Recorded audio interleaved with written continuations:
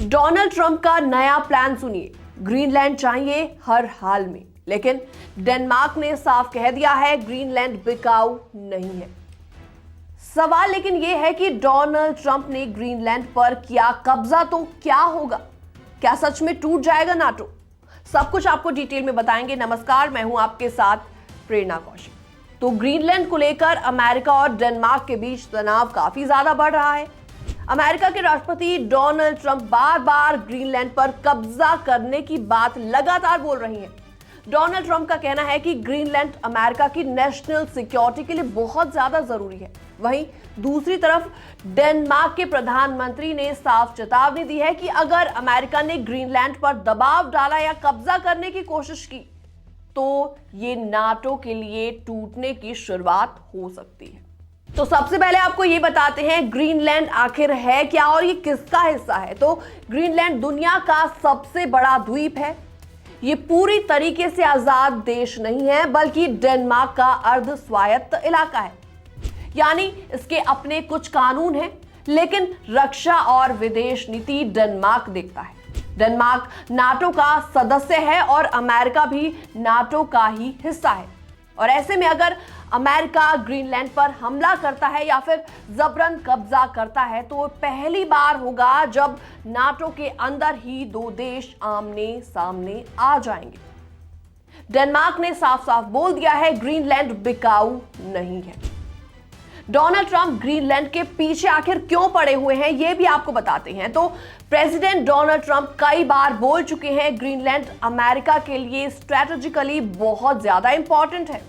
उनका मानना है कि रशिया और चाइना आर्कटिक इलाकों में अपनी मौजूदगी बढ़ा रहे हैं। ग्रीनलैंड अमेरिका के लिए एक सिक्योरिटी शील्ड बन सकता है और यहां से रशिया पर नजर रखना आसान होगा।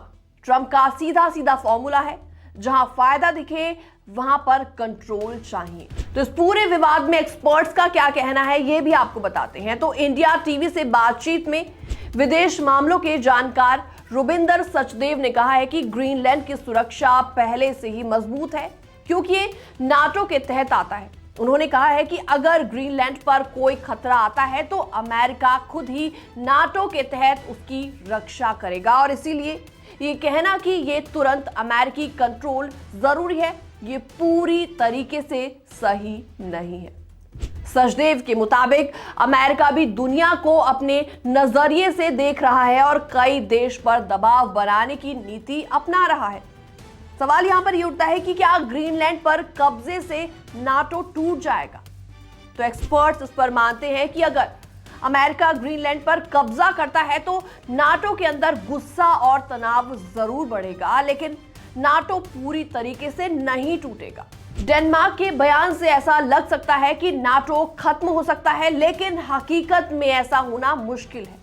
वजह साफ है, यूरोपीय देश नाटो छोड़ेंगे तो उसकी सिक्योरिटी कमजोर हो जाएगी। नाटो ही उन्हें रशिया से बचाता है।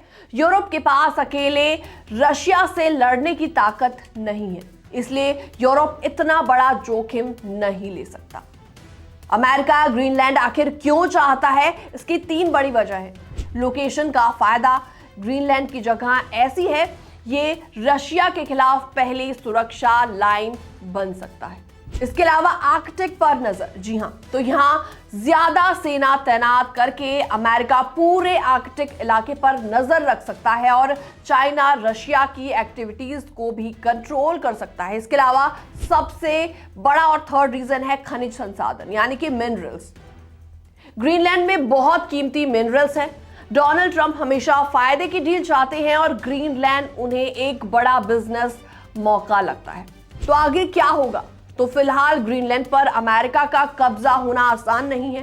डेनमार्क, नाटो और यूरोप के कई देश इसके खिलाफ हैं, लेकिन डोनाल्ड ट्रंप के बयानों ने साफ जरूर कर दिया है कि आने वाले समय में ये मुद्दा और भी बड़ा विवाद बन सकता है। ग्रीनलैंड अब सिर्फ एक द्वीप नहीं बल्कि ग्लोबल पावर पॉलिटिक्स का एक नया मैदान बन चुका है। फिलहाल इस पूरी खबर में इतना ही। बाकी तमाम अपडेट्स के लिए आप बने रहिए हमारे साथ।